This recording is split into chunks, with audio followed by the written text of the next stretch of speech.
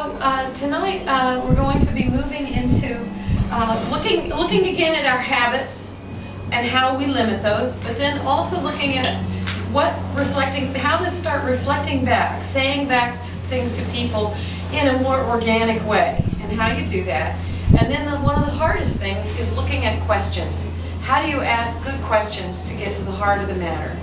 But even before that, before we get into looking at habits, one of the ways of looking at the habits is to start looking at our belief system. Because our habits, we need to get the music turned on. Because the habits that we have, our present language of listening, is predicated on a belief system. All language is predicated on a belief system. You know, it's like if you were to look at, say, the obvious one is usually another language, but like the Chinese language, if you were to look at the word for good, the character is of a woman giving birth to a son. Or in Chinese again, if you have three women under one roof, that means trouble. That's the character of trouble. So you see, there's a belief system wrapped up in the language, and we have a belief system wrapped up in the way we listen. And the belief usually is, and it all depends upon the subculture in this country. There's subcultures and there's different ways of listening in this country. But the sort of general belief is we're passing information. I'm here to get information from you. If there's a problem, fix it. And that both people's wisdom is important in the conversation. And that's nothing that wrong. It doesn't sound that wrong. In the Nook. And you're singing your restaurant. Oh no, that should go to Camille, who's in the Nook over there, and then.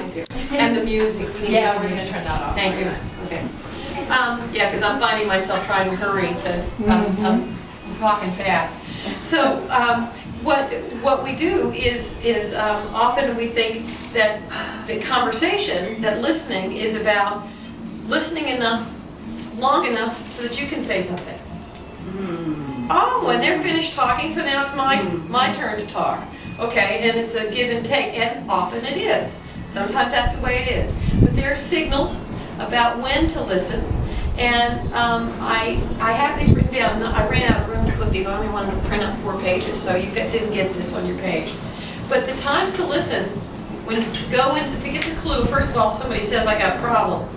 But when somebody has a problem, maybe a decision to make, something that's delightful that they want to share, a plan that they've got, or obviously if they got something going, if they're angry, then those are clues to listen.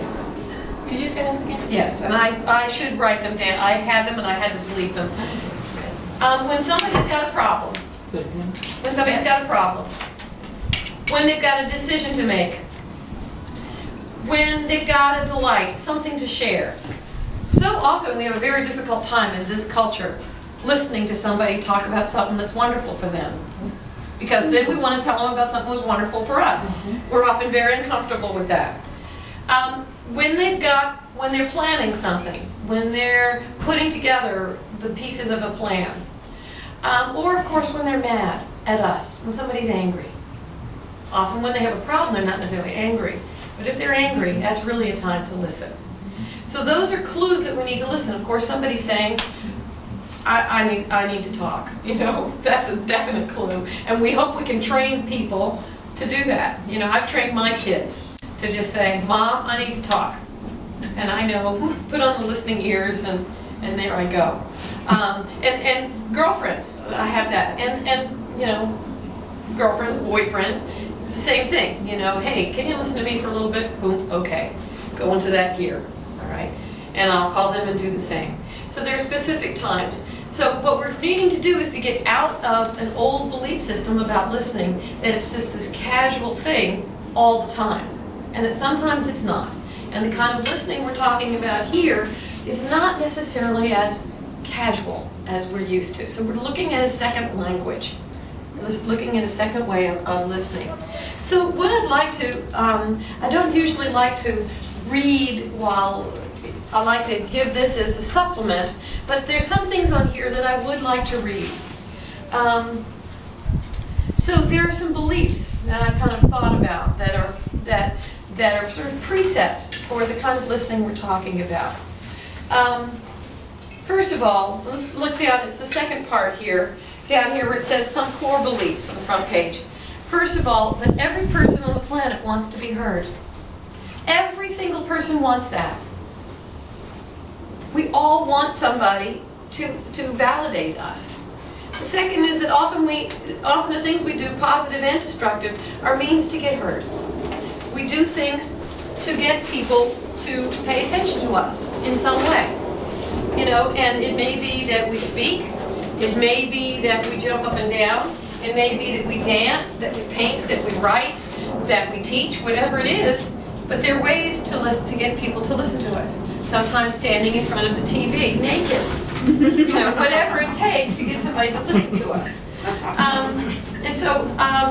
And so we do the things to be listened to. And when we don't get heard, we often resort to all sorts of things in order to get heard. Talk louder, not stop talking. You ever heard of people that just keep going, but then don't stop talking, and I better hurry because somebody's going to jump in and interrupt me. We do things, we slam doors, we get mad, we shut down, we won't talk anymore, we avoid those people. And oftentimes what happens in this culture when we don't get heard is people get depressed. It goes inward. Because when people get heard, it's amazing the light that comes back into their faces when they can get things off their chest, when they can just talk and be heard. So we do all sorts of things to get heard, and not all of them are very positive. People who shut down, get depressed, start getting into drugs, start getting into trouble, start doing all sorts of things. And I would say across the world, there are cultures who are not being heard, who are doing things destructive to be heard. I mean, I think most wars are about people not being able to hear each other, to listen to one another. And here's one that's difficult for us to understand. That each person is ultimately responsible for his or her own decisions. We tend to think that some people don't have enough sense to run their own lives, so we need to help them. Especially men. And that inside them, you know what, it's interesting. I don't have this on here. I don't know what I did. Like in my deleting things to make space, I left something off. And that inside each person, this is very important, I want you to write it. If I can give you a pen, here's some pens. That each person, you all have pens? I can get one out of my purse. Is the wisest person they know. That inside each one of you is this little wise person that knows what you need to know in all circumstances. Only when we're flooded with too much information, too much advice, too much chastising, too much input, we cannot hear that voice inside of us.